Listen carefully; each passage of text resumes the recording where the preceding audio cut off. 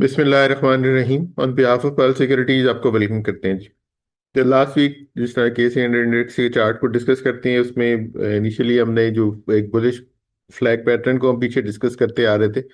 और पिछले वीक से जो लास्ट वीक था, उसमें हमने जो उसके जो टारगेट डिस्कस किए थे वो लास्ट वीक में हमने ये इस वीक से पिछले वीक में हमारे वो अचीव हुए थे। और उसके बाद से वो हमने उन टारगेट्स को हाईलाइट किया था, और फिर ये था कि अब ये एक मेजर रेजिस्टेंस एरिया बनेगा।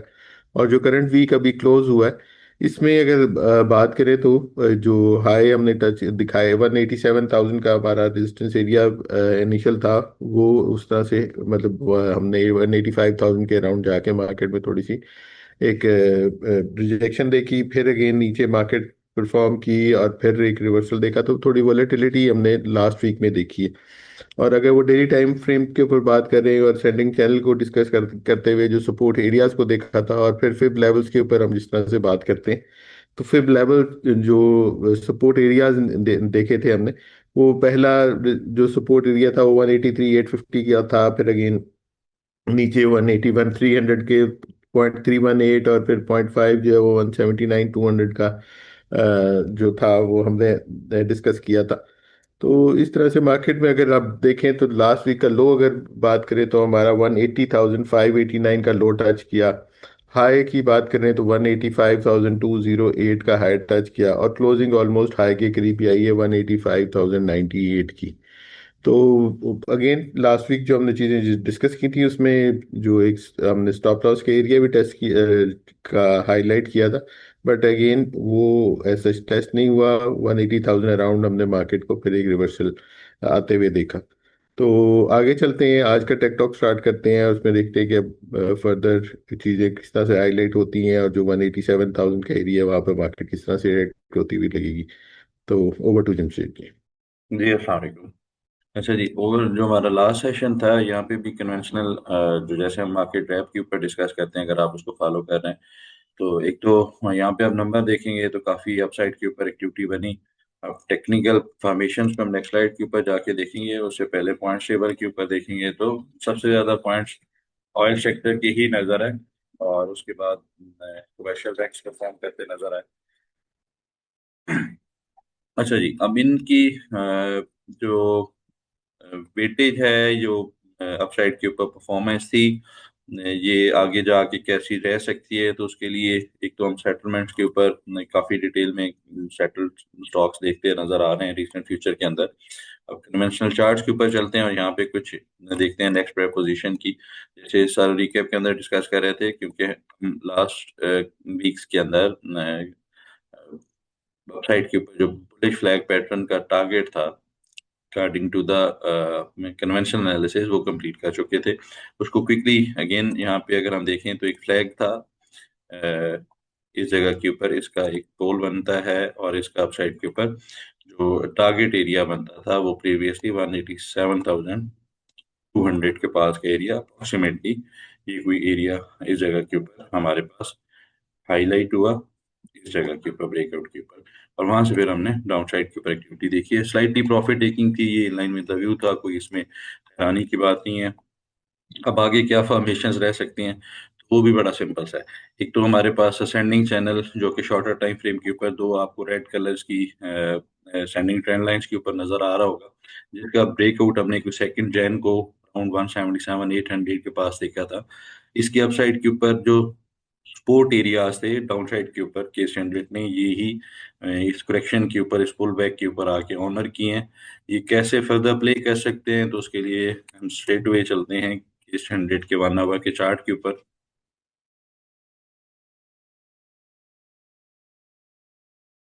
अच्छा जी, यहाँ पे अब हम थोड़ा सा जूम आउट करते हैं। एक तो ये हमारे पास अपसाइड के ऊपर एक स्टैंडिंग चैनल की फॉर्मेशन थी, जहाँ पे चैनल के अंदर हमारे वेबिनार अपलोडेड हैं, वहाँ पे हमने डिस्कस किया था कि ग्रेजुअल ग्राइंड है, ये इधर साइड के ऊपर वायलेट होगा तो फिर थोड़ा सा मोमेंटम बनता नजर आ सकता है।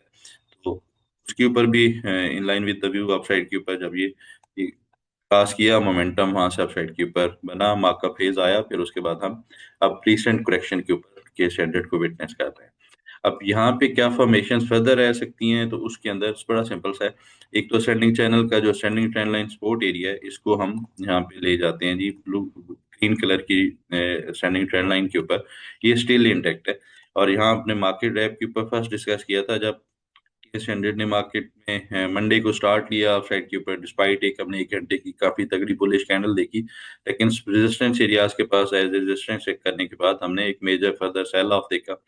बैक के ऊपर रेजिस्टेंस एरिया लोअर हाई था, उसको अपसाइड के ऊपर उसी बॉक्स के अराउंड ही के स्टैंडर्ड ने लास्ट सेशन के अंदर क्लोजिंग की है।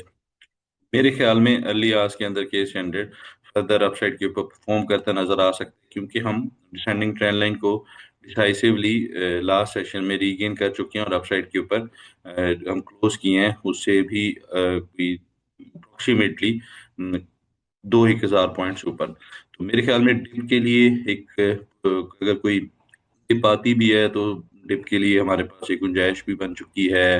मार्केट डाउनसाइड के ऊपर जो भी ओवर हीटेड कंडीशंस हैं उनको कूल ऑफ भी कर सकती है और फिर अपसाइड के ऊपर दोबारा से परफॉर्म करती नजर आ सकती है। अर्ली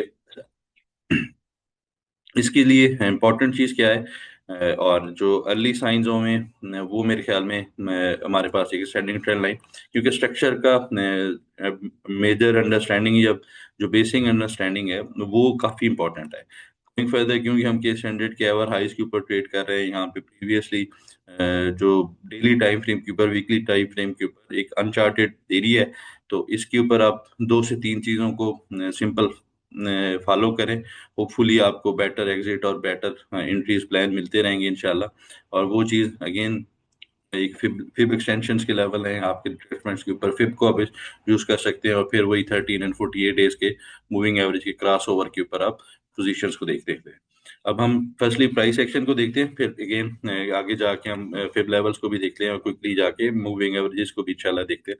अच्छा, प्राइस एक्शन के ऊपर हम एक रेजिस्टेंस एरिया के पास क्लोज जरूर किए। यहाँ पे हमने लास्ट कुछ घंटे केस हंड्रेड को एग्जॉस्ट भी होते देखा है स्लाइटली अपसाइड के ऊपर। इन एरियाज के पास हमने कुछ कंसोलिडेशन देखी है। अर्ली आवर्स के अंदर अब केस हंड्रेड को सस्टेन करना चाहिए अपसाइड के ऊपर 185,600 से ऊपर, और आइडियली 186,000 के ऊपर, क्योंकि ये जो एक शॉर्ट टाइम के ऊपर हमारे पास इस एरिया के बाद एक अपसाइड के ऊपर बैक आया था, तो एक पोटेंशियली फर्स्ट एक हमारे पास लोअर हाई था, और ये हमारा इस डाउन साइड के ऊपर करेक्शन का पहला लोअर हाई है, तो एक इम्पॉर्टेंट एरिया होगा। अब यहाँ पे अगेन हमको कॉन्फिडेंस ढूंढेंगे कि ये एरिया कैसा या कितना रिएक्ट करता नजर आ सकता है, तो उसके लिए बड़ा सिंपल सा है।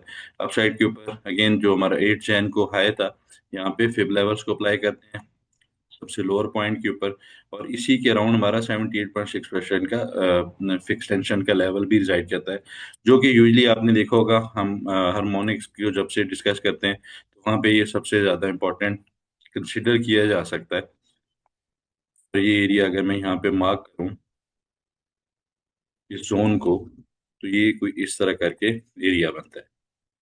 तो till the time case hundred इस एरिया को अपसाइड के ऊपर डिसाइसिवली रीगेन नहीं करेगा, तो वहां पे हमारा ये जो पुल बैक है that this should be considered as a pull back only. यहाँ पे अपसाइड के ऊपर स्टॉक्स परफॉर्म करते नजर आ रहे हैं जिनके अंदर मोमेंटम था, जो ट्रेंडिंग स्टॉक्स थे उनमें से कुछ क्यूरी सेक्शन में भी हैं, तो उसको वहां पे भी देखेंगे फिनोमेना को, तो वो स्टॉक्स परफॉर्म करते नजर आएंगे फर्दर भी। और अपसाइड के ऊपर ये 186,000 को राउंड करें 186,000, और अपसाइड के ऊपर 187,000 का एरिया, ये 1,000 पॉइंट्स की विंडो है। इसके ऊपर केस हंड्रेड यहाँ से अपसाइड के ऊपर परफॉर्म करके आता है, तो यहाँ पे प्रॉफिट टेकिंग का व्यू बनता है दोबारा से। एटलीस्ट इस जगह के ऊपर हम रीटेस्टिंग देखेंगे, ये जो हमारे पास पहला इमीडिएट रेजिस्टेंस एरिया या स्ट्रक्चर का एरिया था, यहाँ पे भी कन्फ्लुएंस था। यहाँ पे आप देखेंगे ना, ये जो हमने फिब लेवल ड्रॉ किया है, तो इसके 2 पॉइंट्स हैं, 61.8% और 50% का फिब लेवल। ये इमीडिएट हर्डल एरिया है, ये इसी के ऊपर ही हमने लास्ट कुछ सेशन कुछ घंटे यहाँ पे केस हंड्रेड को ट्रेड करते देखा है, लेकिन लगता है कि ये अपसाइड के ऊपर case hundred further gap up open कर सकता है और दोबारा से मेजर जो हर्डल एरिया है उस पुल बैक को वहाँ पे कंप्लीट करता नजर आ सकता है। और इस एरिया में मेरे ख्याल में आगे 1 से 2 सेशन में फर्दर अगर केस हंड्रेड मूव करता है, 186 300 प्रिसाइज लेवल है और 187,000 7100 का एरिया, इन एरियाज के पास दोबारा से प्रॉफिट टेकिंग करनी चाहिए। फिर देखेंगे डाउन साइड के ऊपर डिप के ऊपर फर्दर कैसा मोमेंटम रहता है। तो ये तो हमने अपसाइड के ऊपर जो बुलिश पॉइंट्स बनते थे, या एक हमारा फर्दर जो पुल बैक के ऊपर बुलिश स्टांस बनता है, उसको हमने डिस्कस किया। अब यहीं पे अगर हम देखें कुछ पॉइंट्स को जो एग्जॉशन हाईलाइट करते हैं, या पॉसिबल डाउनसाइड के ऊपर रिवर्सल कह लें, वो हाईलाइट करते हैं, तो उसके ऊपर हमारे पास ये मैकडी है, और जितने भी लैगिंग इंडिकेटर्स है, हम फॉर इंस्टेंस यहाँ पे मैकडी को देखते हैं। मैकडी के ऊपर रिसेंट हमारे पास एक क्रॉस ओवर डाउनसाइड के ऊपर जनरेट हुआ है, लेकिन ये हमने फिनोमेना यहाँ पे भी देखा था, तो थोड़ा सा ट्रिकी है, क्योंकि लास्ट हमने 1 से 2 सेशन पहले इसके ऊपर डाउनसाइड के ऊपर अराउंड 15 जैन का जो कैंडल था, इस लास्ट जो बॉटम बना है अराउंड 180, शायद 80,700 के, यहाँ पे क्रॉस ओवर जनरेट हुआ, लेकिन केस हंड्रेड ने अपसाइड के ऊपर very next day bullish move किया है, और एक तगड़ी मारू बुजू कैंडल है, एक क्लियरली नेकेड चार्ट के ऊपर भी आपको नजर आ रहा होगा। तो ये थोड़ा सा ट्रिकी जरूर है, लेकिन सोफा अगर यहाँ पे देखा जाए कन्वेंशनल एनालिसिस के ऊपर, तो क्रॉस ओवर डाउन साइड के ऊपर हुआ है, तो एक पहला थोड़ा सा कॉशियस पॉइंट है। अब देखते हैं केस हंड्रेड अपसाइड के ऊपर जो मेजर रेजिस्टेंस एरियाज हैं, which I am again repeating, upside के ऊपर 186,000 से 187,000 का एरिया है, कि अगर केस हंड्रेड अपसाइड के ऊपर डिसाइसिवली रीगेन कर जाता है, तो फिर तो पॉसिबल है कि हम अपसाइड के ऊपर फर्दर यहाँ से मोमेंटम को केस हंड्रेड के ऊपर कंटिन्यू करता देखें। अदरवाइज इसी एरिया के पास हमें प्रॉफिट टेकिंग करनी चाहिए और वेट करना चाहिए। एटलीस्ट एक तगड़ी अपसाइड के ऊपर डिसाइसिव क्लोजिंग है 187,000 से ऊपर, और वहां से फिर दोबारा से bullish momentum case hundred sustain करेगा। अब वो जो बुलिश मोमेंटम या अगर अपसाइड के ऊपर एरियाज होंगे, उसके लिए हम फिर फर्दर इंशाल्लाह आप लोगों के साथ मार्केट ड्राफ्ट में भी, जो कि डेली अपलोड हो जाते हैं अराउंड 5 PM के यूट्यूब चैनल के ऊपर, उसके ऊपर भी डिस्कस करेंगे।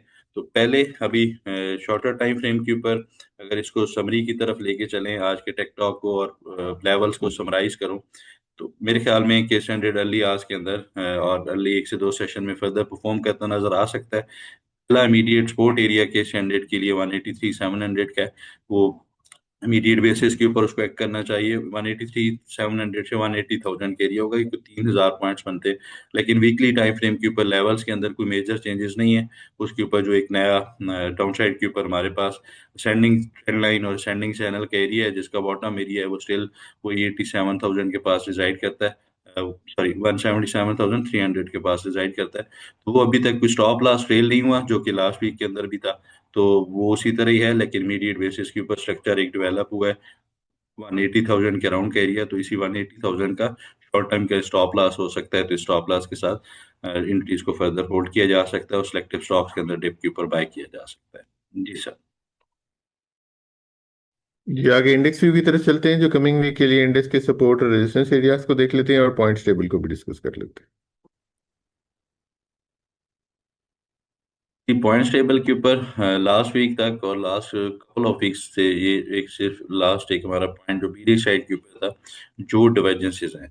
अब डिवर्जेंसेस के ऊपर जो अभी हमने पॉइंट डिस्कस किया, एक पॉइंट वो मैकडी डेली क्रॉस ओवर है। अब इसको केस हंड्रेड कैसे निगेट करता है, और पॉसिबल है, ऐसा नहीं है कि फेक आउट्स नहीं होते मार्केट में, ये होते हैं। ये अगर केस हंड्रेड 1 से 2 सेशन में फर्दर मोमेंटम कंटिन्यू करता है और decisively, again I am repeating, decisively जो कि कंपलसरी है to negate the bearish scenario, वो 87,000 को अपसाइड के ऊपर डिसाइसिव क्लोजिंग कर जाता है, तो फिर तो पॉसिबल है मैं फर्दर अपसाइड के ऊपर मोमेंटम देखेंगे।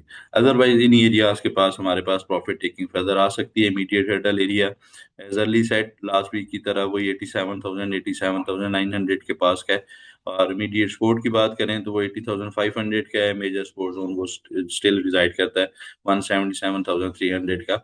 मेरे ख्याल में ज्यादा आइडियल सिचुएशन यही है कि केस हंड्रेड डाउनसाइड के ऊपर पुल बैक ले, और ये जो 179,000 177,000 का एरिया है स्टैंडिंग ट्रेंड लाइन का, इसको आगे ऑनर करके अपसाइड के ऊपर मूव करेगा, तो वो एक तगड़ी सस्टेनेबल मूव हो सकती है। उससे पहले इमीडिएट हर्डल एरिया आपके पास मेरे ख्याल में स्टॉप लॉस के साथ एक दिन का स्टॉप लॉस होना चाहिए। अब अपसाइड के ऊपर केस हंड्रेड सस्टेन करेगा, तो वहां पे फिर दोबारा से री एंट्री की जा सकती है। तो स्टॉप लॉस के साथ सेल हाई बाय लो की स्ट्रेटजी के साथ जाना चाहिए। जी सर। जी, आगे ट्रेड प्लान फॉलोअप की तरफ चलते हैं और ट्रेडिंग जर्नल को भी देख लेते हैं। चलिए, फर्स्टली तो हमारी जो लास्ट कुछ ओपन ट्रेड्स थी उनको हम देख लेते हैं। और अगर उससे पहले हम देखेंगे यहाँ पे जो परफॉर्मेंस हमारे पास इस स्टॉक के ऊपर हमने रिसेंटली विटनेस की है। अच्छा, इससे पहले अगर देखेंगे तो यहाँ पे हमारे पास इस वीक के अंदर, अगर आप लोग फॉलो कर रहे हैं व्हाट्सएप चैनल को भी, तो हमने कोई बाय कॉल्स नहीं जनरेट की। उसकी सोल रीजन यही थी क्योंकि हम लास्ट सेशन के ऊपर, लास्ट वेबिनार के ऊपर काफी डिटेल में डिस्कस किया कि अपसाइड के ऊपर हमारे पास जो इनिशियल टारगेट्स हैं वो कंप्लीट हो चुके हैं। थोड़ा सा वाचफुल रहना चाहिए। वो फिर गेन स्ट्रेटजी ने हम भी किया, डाउन साइड के ऊपर एक्टिविटी बनी, वहाँ पे कुछ स्टॉक्स परफॉर्म करते रहे। वो आप लोगों के साथ टाइमली हमने मार्केट रैप्स के ऊपर, वॉच आउट लिस्ट के ऊपर हाईलाइट भी किए, उन्होंने परफॉर्म भी किया। अभी के लिए जो हमारी रिसेंट ओपन ट्रेड्स थी उनमें से कुछ टारगेट्स हमने अल्हम्दुलिल्लाह कंप्लीट हुए हैं, तो उनको देख लेते हैं। अच्छा, ये हमारे पास है दिसंबर के जो ओपन ट्रेड्स थी उनके ऊपर ऑलमोस्ट सारे टारगेट्स कंप्लीट हो चुके हैं, तो सारी ट्रेड्स अल्हम्दुलिल्लाह कंप्लीट होती जा रही हैं। अभी रिसेंट जो हमारे पास अपसाइड के ऊपर मूव बनी है वो GHNI के ऊपर था। इसने अपसाइड के ऊपर, खैर इसने थोड़ा सा लॉन्गर देन एंटिसिपेटेड, जो हम एक्सपेक्ट कर रहे थे टाइम, उससे ज़्यादा विटनेस हुआ, लेकिन इवेंचुअली अल्हम्दुलिल्लाह इसने अपसाइड के ऊपर आके परफॉर्म किया है। 33 बार्स के अंदर, ट्रेडिंग सेशन के अंदर 16% का इसने गेन किया। अब नेक्स्ट जो स्टॉक था, अगेन ये भी अपसाइड के ऊपर ओपन ट्रेड थी।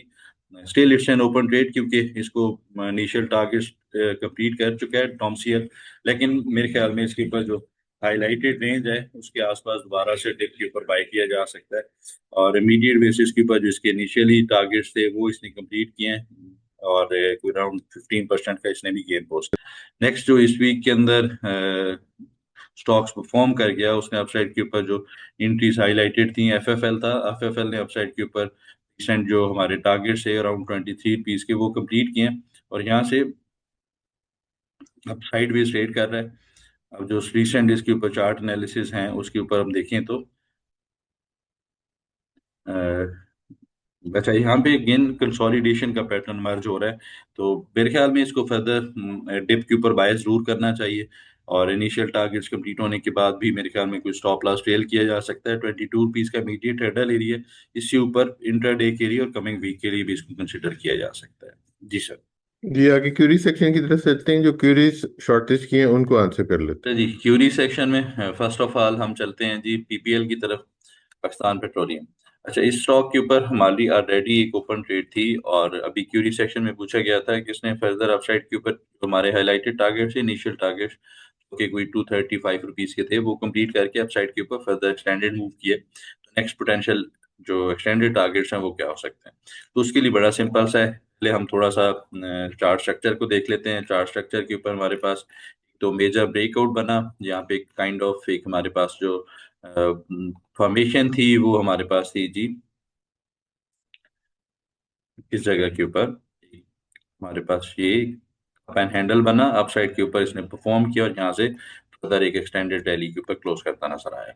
अब आगे की फॉर्मेशंस क्या रह सकती हैं या पोटेंशियल टारगेट्स क्या रह सकते हैं? तो उसके लिए बड़ा सिंपल सा एक चीज है, यहाँ पे एक जो हमारे पास ये कप का बॉटम एरिया था और अपसाइड के ऊपर जो नेकलाइन का एरिया है, इसको हम यहाँ पे प्रोजेक्ट करें इस जगह के ऊपर, जो कि हमारा ब्रेकआउट था, तो ये कोई अप्रोक्सीमेटली 93 रुपीज का एरिया फर्दर अपसाइड के ऊपर हाईलाइट होता है।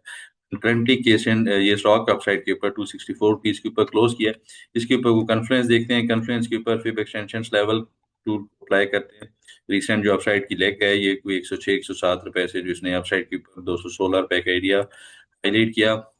यहाँ से हमने डाउन साइड के ऊपर डीप करेक्शन देखी थी, 138 रुपीज तक। तो इसने अपसाइड के ऊपर जो नेक्स्ट जो 61.8% का फिफ्थ लेवल है वो 282 रुपीज के पास डिसाइड करता है।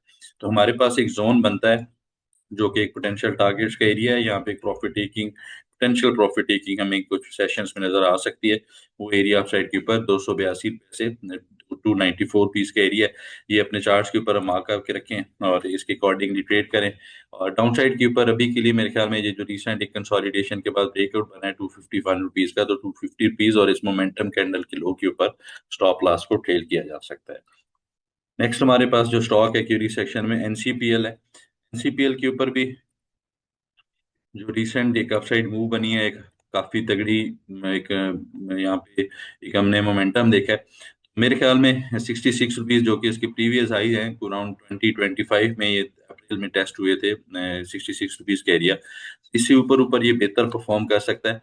अपसाइड के ऊपर मेरे ख्याल में कोई भी डिप आती है तो इसी स्टॉप लॉस के साथ इसको कंसिडर किया जा सकता है अभी के लिए, क्योंकि इसने काफी हाइपर मूव्स विटनेस हुई हैं रिसेंट टाइम फ्रेम के ऊपर। तो थोड़ा सा वॉलेटाइल स्टॉक है, कॉशियस होना चाहिए। कॉशियस इन सेंस के पोजीशन साइजिंग होनी चाहिए, अदरवाइज 66 रुपीज से ऊपर ये जब तक ट्रेड करता है, डिसाइसिव क्लोजिंग नहीं आती, तो टिल दैट टाइम ये फिर डाउन साइड के ऊपर कोई इतनी ज्यादा चांसेस नहीं है। अगर 66 रुपीज से रीजन कोई भी रीजन के साथ ये डाउन साइड के ऊपर क्लोज कर जाता है, तो फिर पॉसिबल है हम डाउन साइड के ऊपर इसको क्रैक करता देखिए, और इन दैट केस दोबारा से एक जो ये एरिया बनेगा, ये अराउंड 60 रुपीज का एरिया है। इस जगह के पास हमें दोबारा से देखना पड़ेगा। उससे पहले डिप के ऊपर 66.60 66 रुपीज के स्टॉप लॉस के साथ बाई साइड के ऊपर कंसिडर किया जा सकता है। अच्छा, नेक्स्ट हमारे पास जो क्यूरी सेक्शन में स्टॉक था जी, हैस्कोल। अच्छा जी, हैस्कोल के ऊपर जो करंट चार्ट फॉर्मेशन थी, इसने अपसाइड के ऊपर एक सेंडिंग ट्रेंड लाइन का ब्रेकआउट बना, और ये सेंडिंग ट्रेंड लाइन जब देखेंगे तो this was the first time, और इसके बाद यहाँ पे एक अपसाइड मूव बनी, लेकिन इतना अच्छा अपसाइड के ऊपर प्राइस एक्शन नहीं था। अगेन यहाँ पे भी हमने रीटेस्टिंग देखी इसी ट्रेंड लाइन की, यहाँ पे भी साइडवेज हुआ इस अपसाइड के बाद, और यहाँ से फिर अपसाइड के ऊपर इवेंचुअली इसने आके इसको रीगेन किया, फर्दर अपसाइड के ऊपर अभी हाइपर मूव के अंदर ये स्टॉक नजर आता है।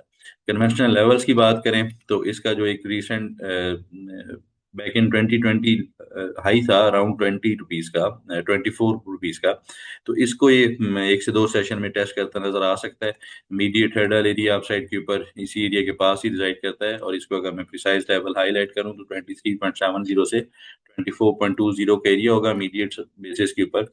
ये किसका हर्डल एरिया है, इसके ऊपर जब तक सस्टेन करता है तो मेरे ख्याल में इसको डिप के ऊपर बाय करना चाहिए। डिसाइसिव जो लेवल है अपसाइड के ऊपर, जो according to the fib levels, उस 26 28 रुपीज का रहेगा, वो एक जोन होगा जहाँ पे हमें इस रैली का या इस अपसाइड के ऊपर जो मोमेंटम है इसकी प्रॉफिट टेकिंग विटनेस हो सकती है। तो इसको अपग्रेड कैसे करना चाहिए, तो उसके लिए बड़ा सिंपल सा है, टिल द टाइम ये डाउन साइड के ऊपर एक जो स्ट्रक्चर साइड के ऊपर ब्रेकआउट बना है, ये 18 रुपए का एरिया है।